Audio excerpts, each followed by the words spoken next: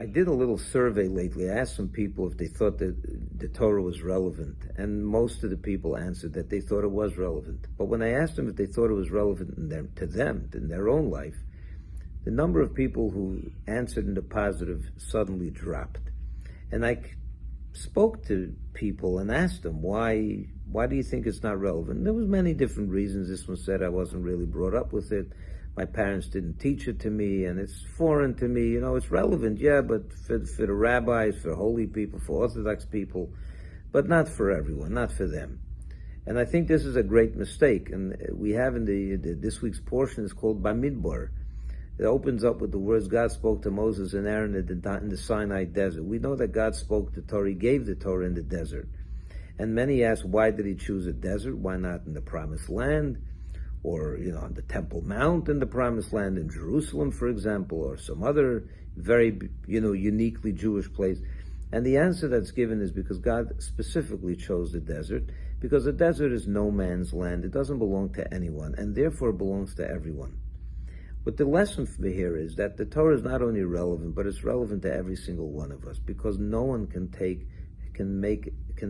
has a greater claim on the Torah because of their unique circumstance or whatever. No, it's everyone's.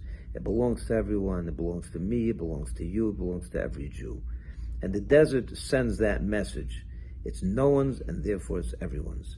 So, could you take ownership of it? Could it become really relevant in your life? Well, let's take a look at other things that you've not been brought up with, but somehow you made it part of your life. For example, people take exercise. When they're 30, 40 years old, or 50 years old, they start doing exercise, and watch them. They take ownership of it. It becomes really part of them. They're really into it. And that's a good thing. It doesn't mean that just because you didn't do it from the day you're born, that it's not relevant anymore in your life. Of course, you can make it relevant later. The Torah is the same thing. Shavuos is this week. This is the time to take a fresh look at it and to realize that God spoke to Moses in the Midbar Sinai, in the Sinai desert, a place that no one can claim as theirs, a place that you and every one of us, therefore, can claim as ours.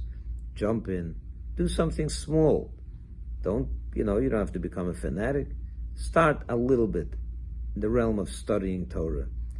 Make it yours. Realize that the Torah really is relevant in your life, and see how it changes you, even your perspective. Forget about your behavior, but your perspective. We live in a time of so much confusion.